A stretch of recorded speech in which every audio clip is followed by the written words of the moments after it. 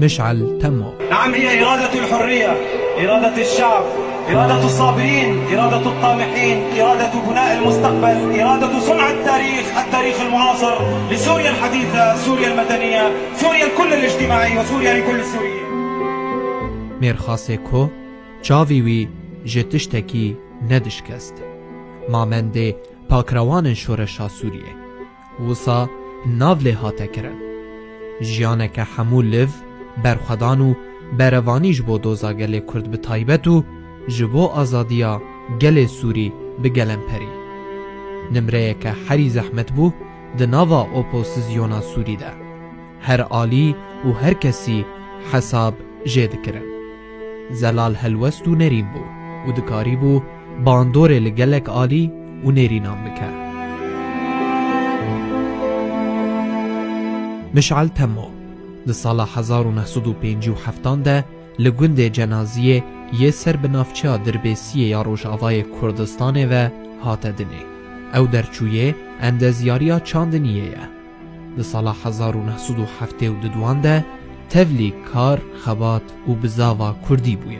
ده سال 8 ده گهشت که او ببسر کرده یکی لپیش ده پارتیا هفگرتنا گل ده اتحاد شعب.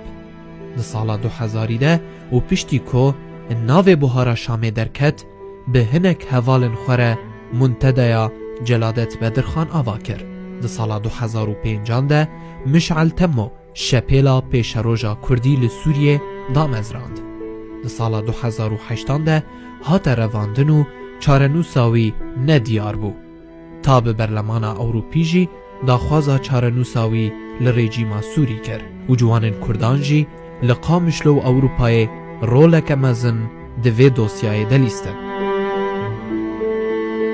مشعل تمو ده زندان عدرای لشاما پایتخت بانگا خوشاند که اویتی که و گروا برچی بونه ده و جه و ناگره اگر جوانن کرد تولی کولانا شورشه نبن. ده هاوینا 2011 ده سربست هاته بردان و دبن کونه پیشوازی خود دیار کرد که او بشورشا خورتان ریه. بریارا مشعل که اول کولانه بمینه و دا خوازا رو خاندناره جیمه کر و چاخه این پارتیین کردی بریارا تولی بونا شورشه نستاند بون. ده هفته جوتمها 2011 ده به دست هن ملیسن رو و شارتی لباجار قامشلو هاته کشتن و همو آلیان جی رژیما سوری تاوانبار کرن او لدوف کشتنا مشعل تمویه.